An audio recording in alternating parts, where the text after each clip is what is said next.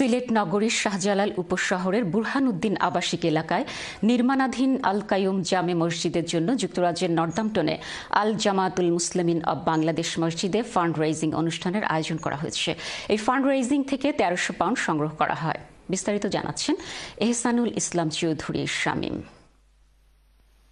সিলেট নগরীর শাহজালাল উপশহরের বুরহানুদ্দিন আবাসিক এলাকায় নির্মাণাধীন আল কাইয়ুম জামে মসজিদের জন্য যুক্তরাজ্যের নর্দাম্পটনে এক ফান্ডরাইজিং অনুষ্ঠানের আয়োজন করা হয়েছিল।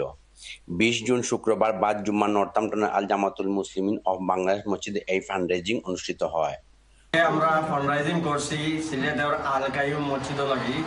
মাশাআল্লাহ, আমরা অনেক পয়সা হয়েছে।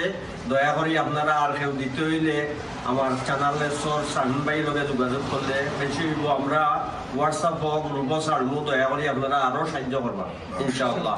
উল্লেখ্য, ব্রিটিশ বাংলাদেশি তরুণ নাদিম উদ্দিনের উপার্জিত অর্থ দিয়ে এই মসজিদ নির্মাণের উদ্যোগ নেওয়া হয়। ব্রিস্টলের সামারসেট এলাকার বাসিন্দা নাদিম ২০১৯ সালের ১৭ নভেম্বর মাত্র ২৬ বছর বয়সে মৃত্যুবরণ করেন। তিনি চ্যানেল এস এর রিপোর্টার ও লন্ডন বাংলা প্রেস ক্লাবের সিনিয়র সদস্য এহসানুল ইসলাম চৌধুরী শামীমের ভাগ্নে। তার রুহের মাগফিরাত কামনা ও সদকায়ে জারিয়া হিসেবে সিলেটের শাহজালাল উপশহরের এইচ ব্লকের ৪ নম্বর রোড সংলগ্ন বুরহানুদ্দিন আবাসিক এলাকায় মসজিদ নির্মাণের কাজ শুরু হয়। তবে নির্মাণ কাজ পূর্ণাঙ্গভাবে শেষ করতে আরও অর্থ সহায়তা প্রয়োজন। এই জন্য নর্দাম্পটনের প্রবাসী বাংলাদেশিদের সহায়তায় প্রায় ১৩০০ পাউন্ড ফান্ডরেজিং করা হয়েছে।